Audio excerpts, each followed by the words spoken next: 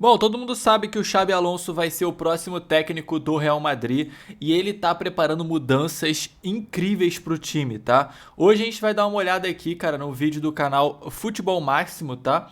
Uma análise aqui de como que o Xabi Alonso vai revolucionar o Real Madrid. Eu tô muito animado pra ver esse vídeo.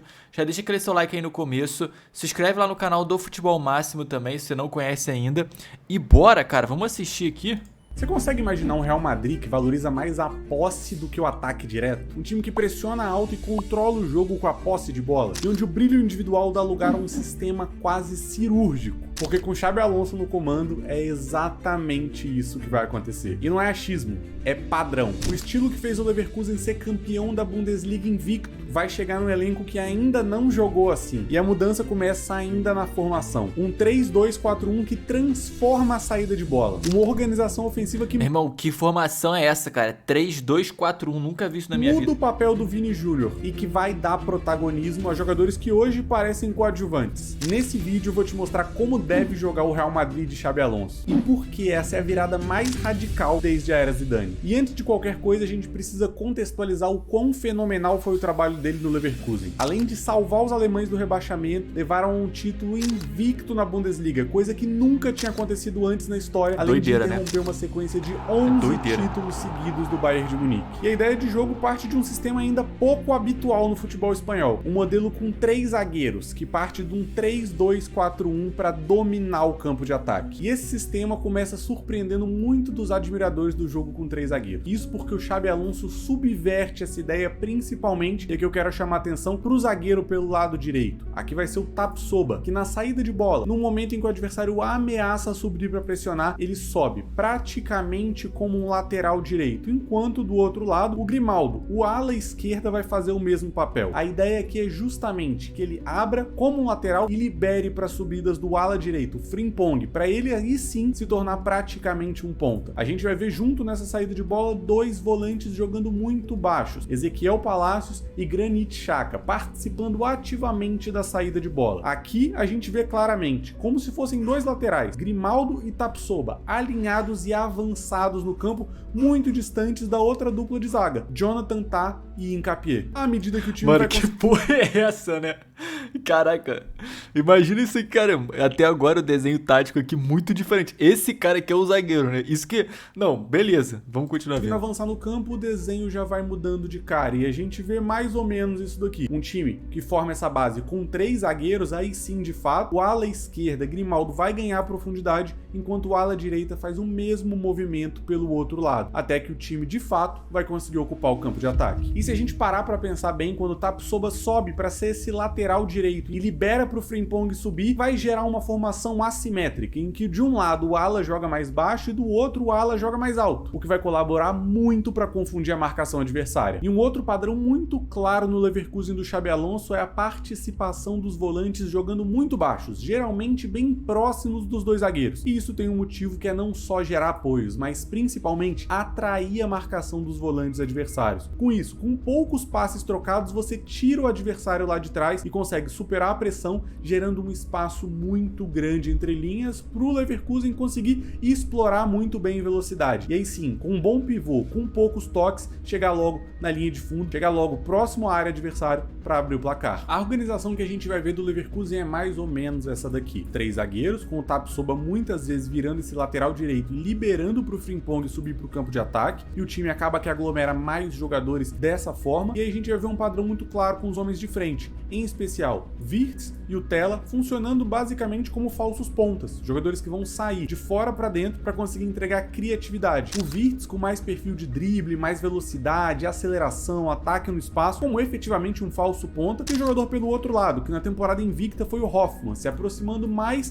do centroavante para ser mais um jogador de conclusão. O centroavante, independente se é o Schick, se é o Boniface, qualquer outro jogador, vai ter que entregar todo tipo de recurso. Baixar para ser um apoio a mais para ajudar a destravar o jogo aéreo, além disso, muita velocidade para atacar espaços e aproveitar contra-ataques. Essa é a base do Bayer Leverkusen do Xabi Alonso, que encantou a Europa na temporada passada. E que nessa temporada continuou com o trabalho... Pô, é mais complexo do que eu imaginava o trabalho do Xabi Alonso lá no Leverkusen, né? Caramba, cara, que realmente, imagina esse sistema com os jogadores do Real Madrid. é uma coisa maluca, né? Imaginou? Porque o Real Madrid, por exemplo, o Ancelotti já testou o Camavinga lá na zaga, o Tchouaméni também na zaga, né? São jogadores que, por exemplo, têm uma qualidade absurda, né? O Bellingham, nesse sistema aqui, cara, ia brilhar, né? O Bellingham. Porque o Real Madrid tem muitos jogadores coringa, né?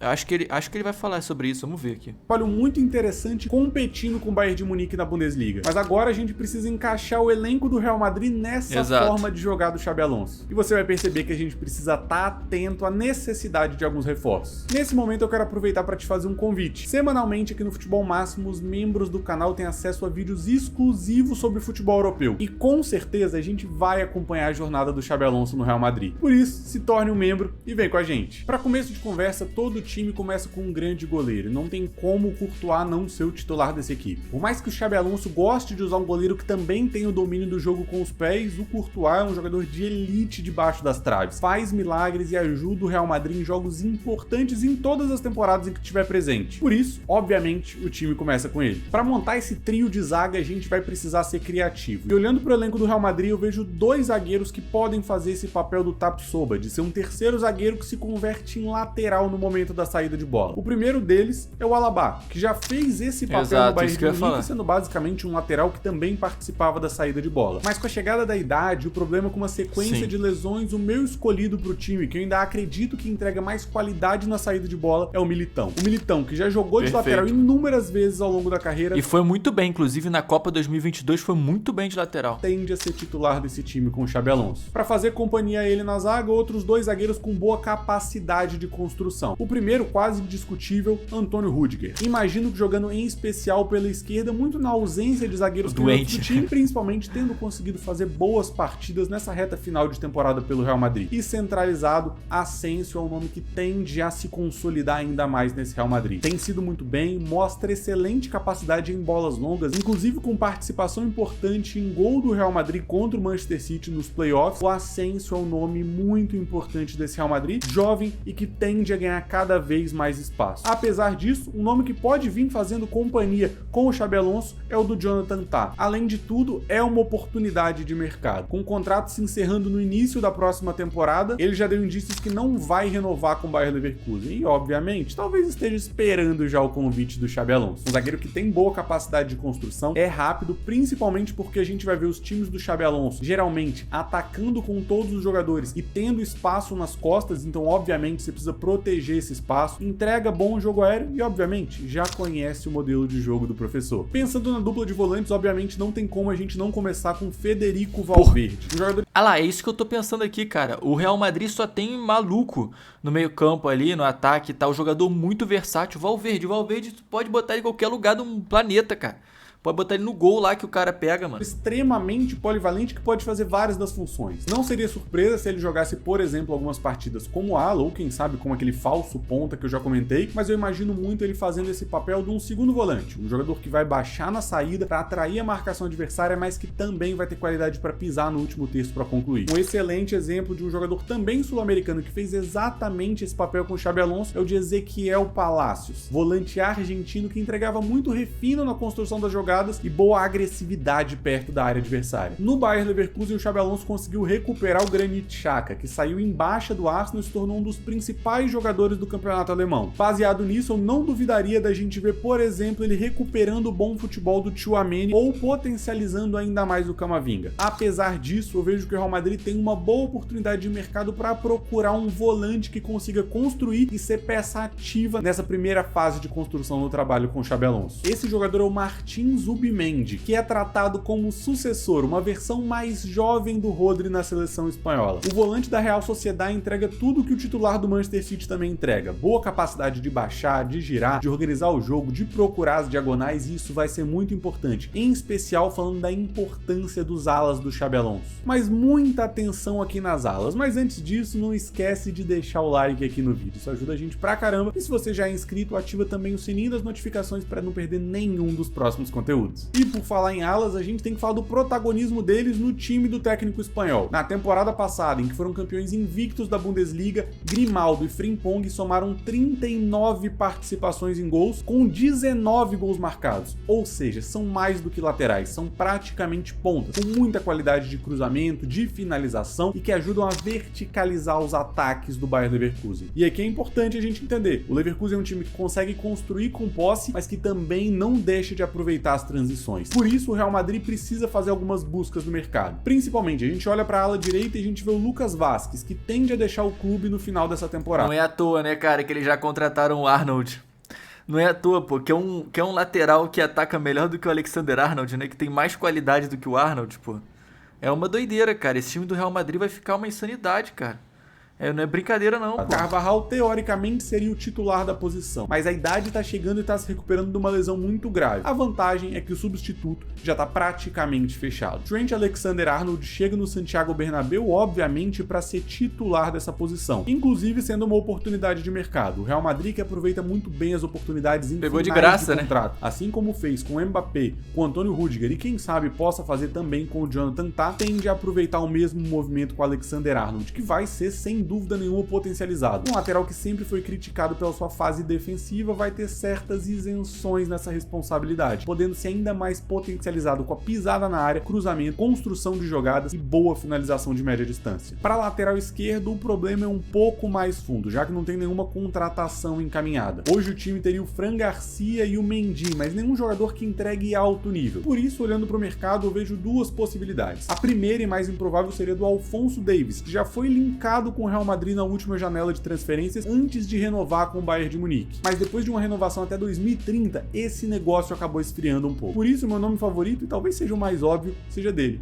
Grimaldo. Lateral espanhol, já conhece o trabalho do Xabi Alonso, estaria retornando ao seu país natal e entrega exatamente o que o treinador precisa. Qualidade para baixar, para construir como um volante, para pisar próximo à área, mas também para ser esse ala muito agressivo e que foi peça marcante desse time do Leverkusen. Na frente, o mais legal é que a gente consegue ver uma certa manutenção de características. Pensando naquele falso ponta que sai de fora para dentro, que tem qualidade de drible, que constrói, que consegue girar, encontrar bons passes para os companheiros, ou seja, conclui, mas também cria, não tem como não falar de Vini Júnior. Um jogador que cada vez mais tem sido menos terminal, que consegue colaborar no jogo como um todo e saindo de fora para dentro, principalmente com a companhia do Grimaldo, que consegue também fazer esse papel para alternar de posição com ele, tende a voltar a ter uma temporada de melhor do mundo. Do outro lado, pensando num meia que tem a capacidade de construir, mas também de concluir jogadas, Jude Bellingham é o candidato natural para essa vaga. E para um centroavante completo, que ataque espaço, mas que também baixe, que faça uma dinâmica de terceiro homem muito bem executado, Kylian Mbappé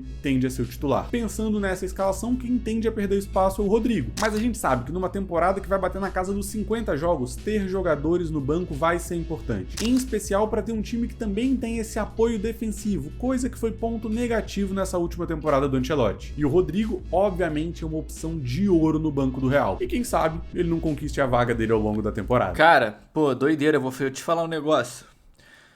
Eu acho que o Rodrigo vai sair, mano. Sinceramente, eu acho que o Rodrigo vai sair desse time. A gente vê aqui que essa formação aqui do Xabi Alonso, uma doideira do cacete, né? Vamos falar a verdade. Uma loucura, mano. Uma loucura aqui o esquema 3-4-2-1, né? Assim, pô, a gente vê, né? É que futebol nunca é ciência exata, né, pessoal? Mas esse vídeo deu uma esclarecida boa aqui em alguns aspectos. Eu achei bacana a ideia de ficar tentando imaginar algumas contratações do Real Madrid, né? Aqui o Jonathan Tah, por exemplo, o Alexander-Arnold já está confirmado no Real Madrid, né? O Fabrício Romano já confirmou, o Real Madrid também contratou aquele zagueiro promessa lá do Bournemouth também.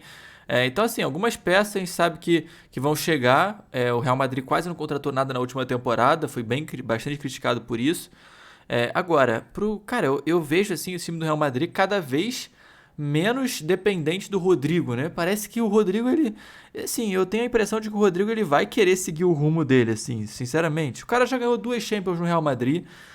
Parece que ele nunca tem uma posição fixa como titular. A gente viu com o Ancelotti que não deu muito certo esse quarteto aí, né? Bellingham, Rodrigo, Vini e Mbappé.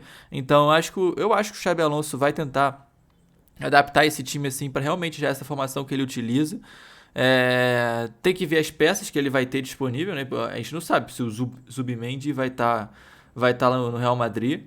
A gente não sabe quem vai estar lesionado ou não, né?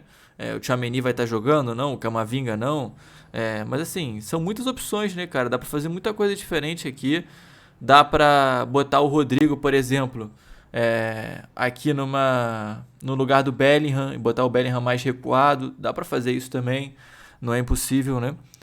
Mas assim, pessoal, tudo vai depender bastante, como eu disse, futebol não é ciência exata, então a gente fica aqui, é muito legal essa discussão, pô.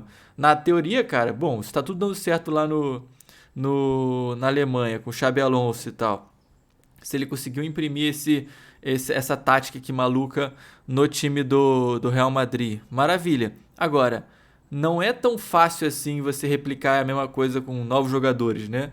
Porra, senão o Diniz era o melhor técnico do mundo, né? Mas, enfim, tem toda a questão da característica dos jogadores, né?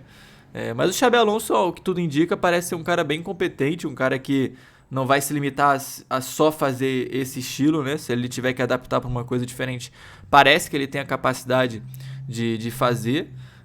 Mas enfim, é isso, pessoal. Gostei bastante aqui do vídeo lá do canal Futebol Máximo. Vou deixar o link aqui embaixo na descrição, tá? Pra vocês se inscreverem lá. Comenta aqui embaixo o que vocês acharam aí, se você acha que esse time aqui realmente fica muito forte com o Xabi Alonso ou não. Sei que vai ser interessante porque vai ser uma mudança, né? Vamos ver um Real Madrid diferente aí do que a gente está acostumado. E sempre é bom ver coisa diferente. Não sei se o Endrick vai ter espaço aqui, né? É difícil, cara, pro Endrick, né? Porque o Endrick acaba que ele compete diretamente com o Mbappé sempre. Sempre vai ser assim.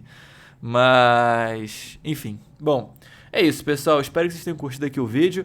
Se você curtiu, deixa aquele seu like aí, não esquece. Se inscreve aqui no canal também. E é nóis, tamo junto. Valeu e até o próximo.